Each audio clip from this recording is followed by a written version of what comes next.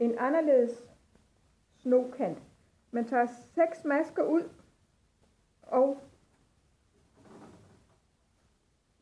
samler.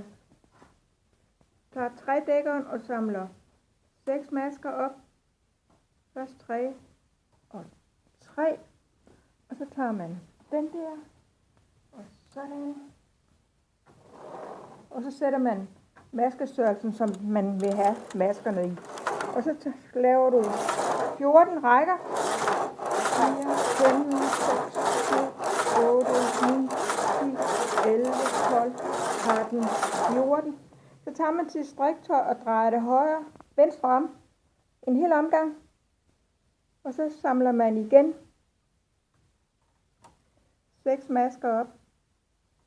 Og strikker 14. 1, 2, 3, 4, 5, 6, 7, 8, 9, 10, 11, 12, 13, 14. Så drejer man den igen en hel omgang. Sådan. Og samler op. Og kører 14 rækker igen. Så kommer det til at se